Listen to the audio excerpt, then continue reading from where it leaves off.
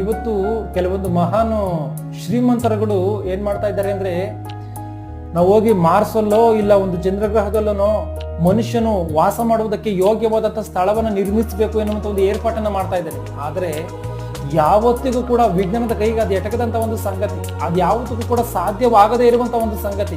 ಯಾಕೆಂಬುದಾಗಿ ನೋಡುವಂತದ್ದಾದ್ರೆ, ದೇವರು ಈ ಭೂಮಿಯ ಮೇಲೆ ಮಾತ್ರವೇ ಮನುಷ್ಯನು ಜೀವಂತವಾಗಿ ಬದುಕುವುದಕ್ಕೆ ಬೇಕಾಗಿರುವಂತ ಏರ್ಪಾಟನ್ನ ಮಾಡಿದಾನೆ ಬಿಟ್ರೆ ಯಾವ ಗ್ರಹದಲ್ಲಿ ಮಾಡಿಲ್ಲ. ಯಾಕಂದ್ರೆ ಬೇರೆ ಗ್ರಹಗಳಲ್ಲಿ ಹೋಗಿ ಆ ರೀತಿಯಾಗಿ ಬದುಕಬಹುದಾಗಿತ್ತು ಅಂದ್ರೆ ದೇವರು ಅಲ್ಲೇ ಹುಟ್ಟಿಸ್ತಾ ಇದ್ದ.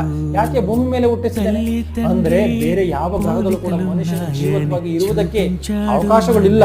ಅದಕ್ಕೇನೆ ಬಯೋಸ್ಪಿಯರ್ 2 ಎನ್ನುವಂಥದ್ದು ವಿಫಲವಾಗಿ ಹೋಗಿದೆ. ಅದು ವಿಫಲವಾಗಿ ಹೋಗಿದೆ ಯಾಕಂದ್ರೆ ದೇವರ ಆಲೋಚನೆಗೆ ವಿರುದ್ಧವಾಗಿ ಮಾಡುವಂತ ಯಾವ ಕಾರ್ಯವಾದರೂ ಕಡಿ ಅದು ನಿಂತು ಹೋಗುತ್ತೆ, ಅದು ರದ್ದಾಗಿ ಹೋಗುತ್ತೆ, ಅದು ನಾಶನವಾಗಿ ಹೋಗುತ್ತೆ ಎನ್ನುವಂಥದ್ದನ್ನ ಸ್ಪಷ್ಟವಾಗಿ ತಿಳ್ಕೋಬೇಕು.